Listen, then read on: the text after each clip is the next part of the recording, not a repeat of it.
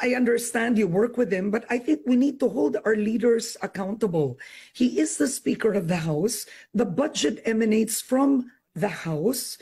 There are talks of ostentatiousness and extreme wealth, private planes, supposedly more than 10 houses in Forbes Park.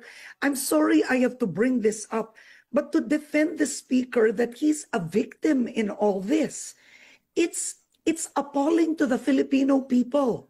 At the end, he would not even explain the corruption in the budget that he allowed. The House passed it, Congressman.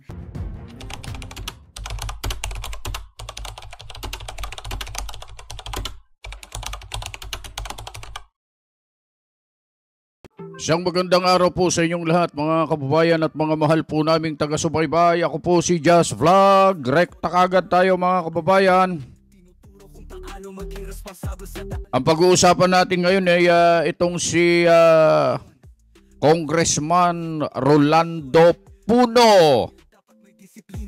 Ganda pa naman ang apelyido nito. Puno. Sa Tagalog, sa English pala, sa English, tree. At kung bibilisan mo yung pagbigkas, puno, hindi ito kulang kasi puno eh.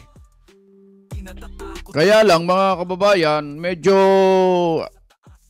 halata po kasi na mayroon pong ipinagtatanggol itong mamang ito, mga kababayan.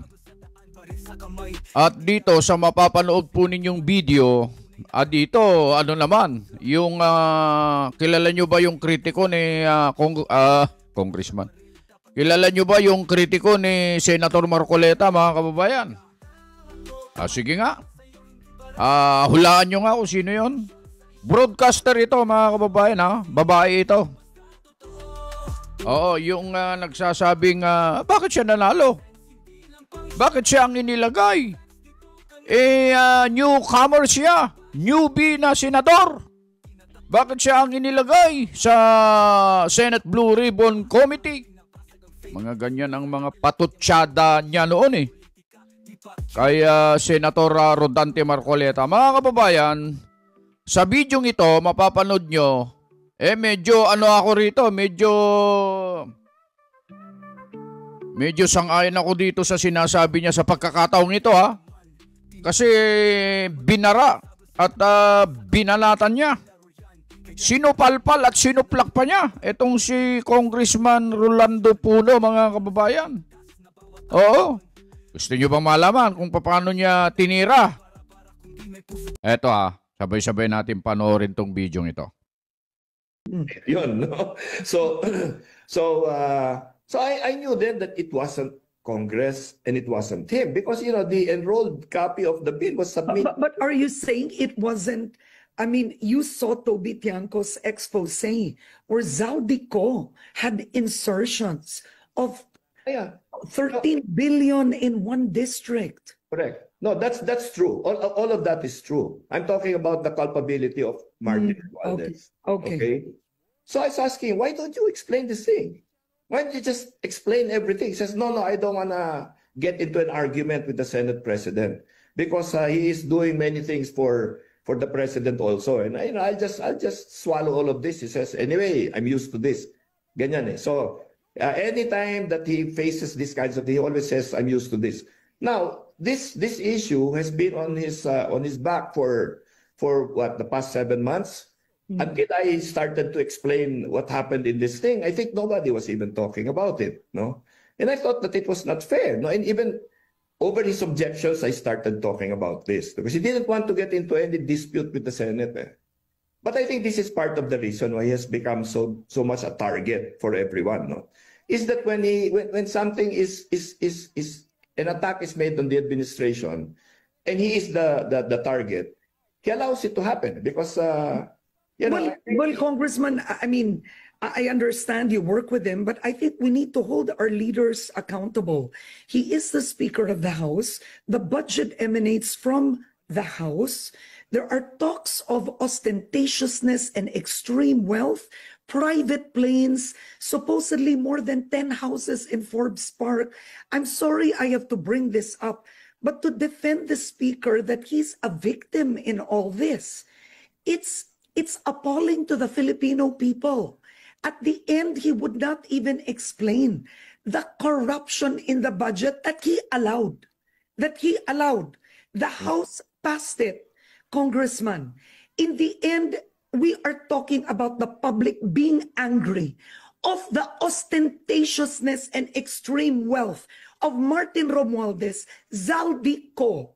This is not a time of the wealth you and I have seen in past administrations.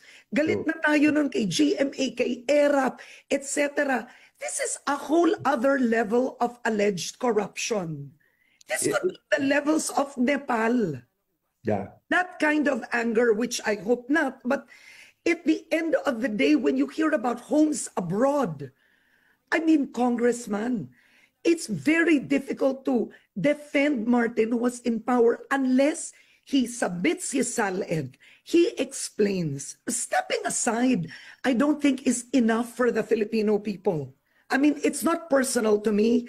I'm not angry at him personally, but as a leader, this is inexcusable. Parang biktima pa siya na ang bait niya, gusto niyang tumabi. Yun mga kababayan yung last part, parang biktima pa siya na ang gusto niya tumabi.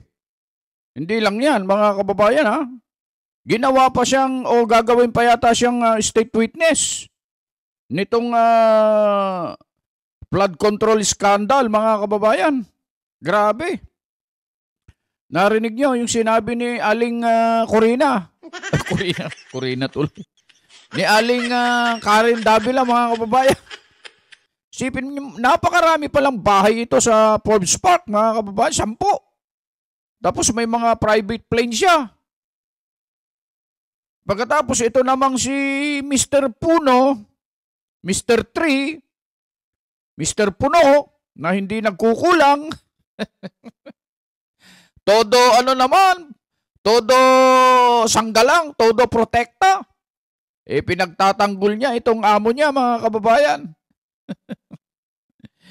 Dito mga kababayan, kung narinig niyo yung mga sinabi ni Aling Karen Davila, medyo nakabawi siya rito tama lang naman. Tama lang yung mga sinabi niya at binitawan niya rito, mga kababayan. Pero, ang higit na nakakaalam niyan, mga kababayan, ay kayo. Kayong nakakaalam, nakakakita ng mga nangyayari.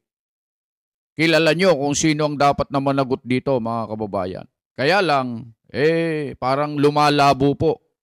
Lumalabo po na parang tinta ng pusit ito, mga kababayan, sapagkat nalilihis, lumalayo na po sa tunay na landas. Yung tinatahak, tinutungo at tinutumbok ng investigasyon ay papalayo na. Sana maibalik ito at mapanagot yung mga tunay na salarin, mastermind, ulo, utak ng lahat ng mga ito mga kababayan. Beno, paki-comment nyo naman po sa baba mga kababayan. Tama lang ba? Yung mga sinasabi dito ni Aling Karen Davila. At sang-ayon ba kayo dito mga kababayan? Ayun, at paki-comment nyo po sa ating comment section. Beno mga kababayan, magandang araw po sa inyong lahat. Maraming salamat po sa patuloy ninyong pagsubaybay sa ating munting channel, munting programa. Ang inyong lingkod, Just Vlog, bumabati po sa inyong lahat. Saan man po kayo naroroon, ano man po ang inyong ginagawa, lagi po kayong mag-iingat.